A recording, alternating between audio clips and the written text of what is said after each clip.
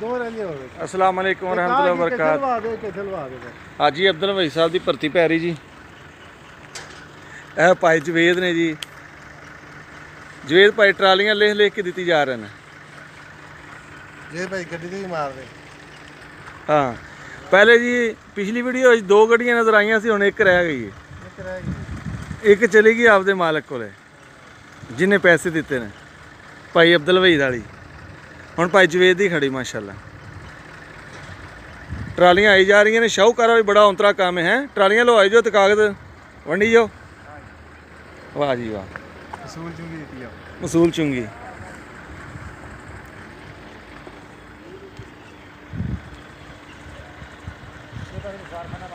ਹਾਂ ਪਿਛਲੇ ਪਾਸੇ ਨਸਵਾਰ ਖਾਨਾ ਬਣ ਰਿਹਾ। ਨਸਵਾਰ ਵਾਲਿਆਂ ਨੇ ਲੈ ਲਿਆ ਭਈ, ਪੂਰਾ ਗੋਦਾਮ ਬਣਾ ਕੇ ਦੇਣਾ ਮਾਲਕਾਂ ਨੇ। ਇੱਕ ਉਹ ਤੇ ਇੱਕ ਨਾਲ ਇਸੇ ਟਾਊਨ ਦੇ 5 ਮਰਲੇ ਦਾ ਪਲਾਟ ਹਾਜੀ ਅਬਦੁਲ ਵਹੀਦ ਵਾਲਾ। ਇੱਥੇ ਨਸਵਾਰ ਵਾਲਿਆਂ ਨੇ ਆਪਣੀ ਫੈਕਟਰੀ ਲਗਾਣੀ। ਦੇਣਾ ਠੇਕੇ ਦੇਣਾ। ਮਿੱਟੀ ਦੀਆਂ ਟਰਾਲੀਆਂ ਧੜਾ ਧੜਾ ਆ ਰਹੀਆਂ ਮਾਸ਼ਾਅੱਲਾ।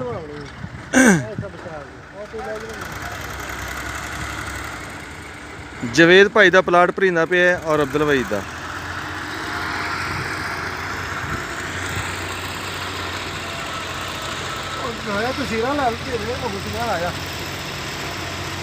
मोहम्मद सफियान तेरे अब्बू ने कोई मैसेज दे दे यार। एक सवाल का जवाब देगा। चलो ट्रैक्टर जा लैन दे।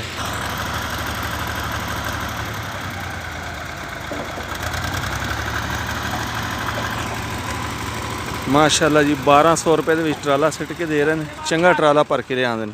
ਪਿੱਛੇ ਚੋਟ ਤੱਕ ਨਹੀਂ ਆਉਣੀ, ਇਸ ਨਾਲ ਛੋਟੀ ਛਮਾਲ ਗਾੜੀ ਜਾ ਰਿਹਾ।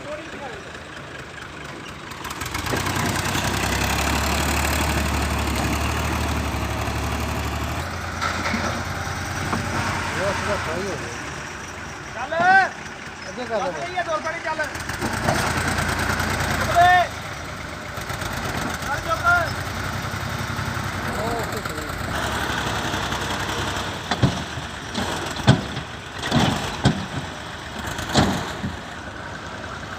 कर दे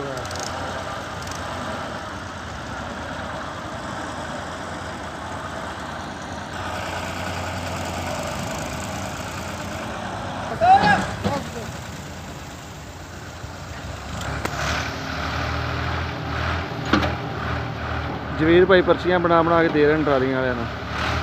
ਬਾਅਦ ਦੇ ਵਿੱਚ ਹਿਸਾਬ ਦਾ ਪ੍ਰੋਬਲਮ ਨਾ ਬਣੇ। ਬਾਕੀ ਪਿੱਛੇ ਲਵਾ ਥੋੜੀ ਜੀ ਇਦਾਂ ਹੀ ਫਿਰ ਕਰ। ਇੱਥੇ ਪਤਾ ਲੱਗਦਾ ਹੀ ਹੈ ਵਾ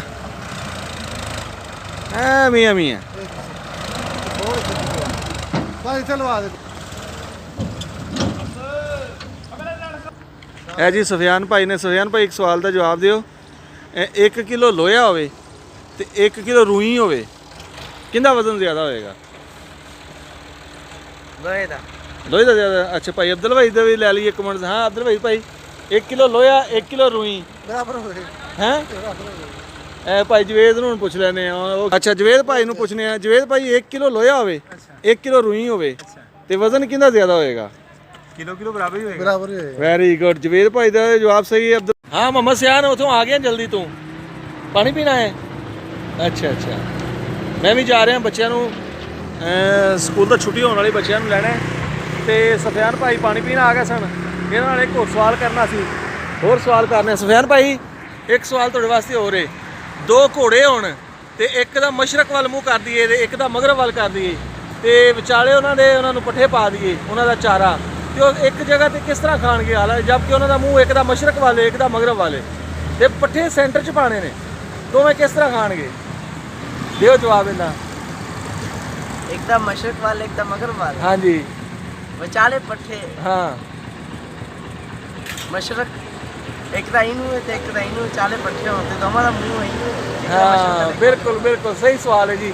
चाले चारा खाने। हाँ लेकिन ज़्यादा लोग ये समझते हैं भी एक दा मुँह शायद दूसरे पासे देखते इधर नूं खा नहीं सकते, लेकिन इनका जवाब यही सही है कि एक दा मुँह मशरक वाले एक दा मगरब, दोनों के मुँह तो सीधे आ गए। Very good. सफियान जिंदाबाद। चलो यो के अल्लाह हाफिज़।